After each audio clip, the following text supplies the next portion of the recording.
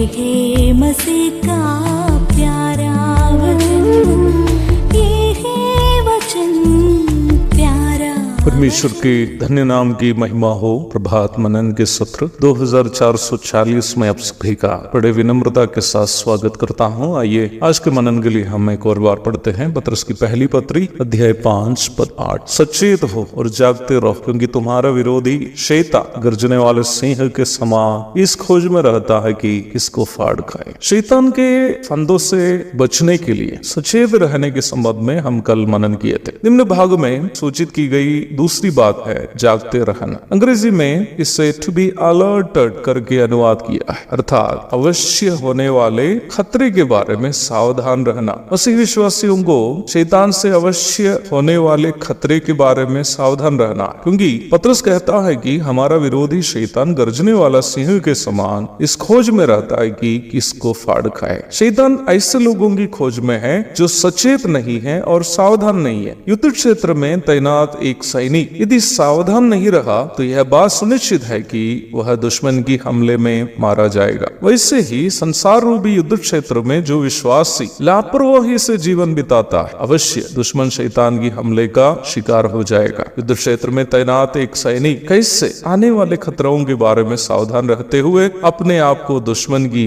हमले से सुरक्षित रखता है? वह अवश्य दुश्मन की गतिविधियों का अध्ययन करता है और साथ ही साथ यदि हमला हुई तो अपने आप को सुरक्षित रखने के लिए अपने हथियार को भी तैयार रखता है। यदि हम मसीही विश्वासियों को शैतान की हमलाओं से बचे रहना हो तो हमें भी शैतान के गतिविधियों के बारे में अवगत रहने हैं और साथ ही साथ अपना हथियार को भी तैयार करके रखना है। परमेश्वर का वचन बाइबल हमें स्पष्टता के साथ शैतान की गतिविधियों के बारे में जानकारी देती है। मसीही विश्वासियों को नियमित रूप में वचन का अध्ययन करते हुए शैतान की गतिविधियों के बारे में जानकार रहना है। शैतान की हमलाओं से बचने के लिए वचन की जानकारी बहुत ही अनिवार्य है। कटिहार में सेवा शुरू करने के बाद शुरुआत में ही विश्वास में आए हुए कुछ बहनों को पढ़ना नहीं मालूम था। मैंने उन लोगों को बताया कि आप अपने बच्चों की मदद से अक्षर सीखे ताकि बाइबल पढ़ सके। उनमें से 2 बहनें अपने बच्चों की मदद से अक्षर सीखे और नियमित रूप में बाइबल पढ़ना शुरू किए। मैं आपको बताना चाहता हूँ कि ये दोनों बहन आज कटिहार की हमारी कलीसिया के 2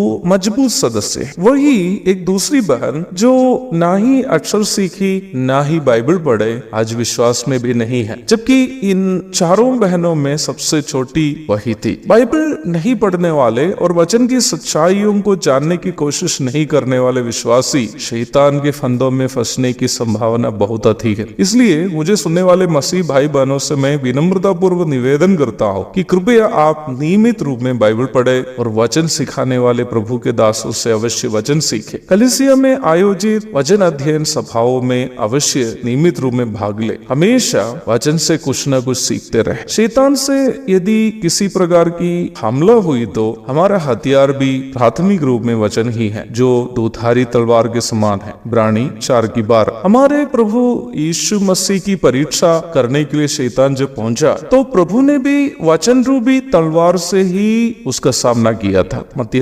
4:4, 7 और 10 पढ़िएगा। यदि हम मसीही विश्वासी वचन का उपयोग सही प्रकार करना सीख पाएंगे तो शैतान हम पर कभी भी जीत नहीं पाएगा। कुछ दिन के पूर्व जब मैं यूपी के कानपुर में गया था, वहां से सुनी हुई एक बात कहते हुए आज का मनन में समाप्त करना चाहता हूँ। वहां सेवा करने वाला एक प्रभु के दास के घर में एक बहन घरेलू मदद के लिए आती थी। सुबह के समय जब प्रभु के दास ने कहीं से प्रभात मनन संदेश आते हुए सुनकर अपने कमरे से बाहर निकले तो देखा कि मदद करने वाली वो बहन दूसरे कमरे में पोछा लगाने के साथ साथ मोबाइल फोन से प्रभात मनन संदेश भी सुन रही है। जब उनसे पूछा गया तो पता चला कि लंबे समय से वो बहन नियमित रूप में प्रभात मनन संदेशों के द्वारा वचन सीख रही है। या रोज प्रभात मनन के द्वारा हो या फिर कोई अन्य माध्यम से वचन सीखने की भूख और प्यास काश हर मसीही में होता जैसे उस बहन में है, तो शैतान हमें से किसी पर भी जीत प्राप्त नहीं करता। एक और शुभ दिन की धन्य कामनाओं के साथ आज का मनन में समाप्त करता हूँ। प्रभु आप सबको आशीष दे।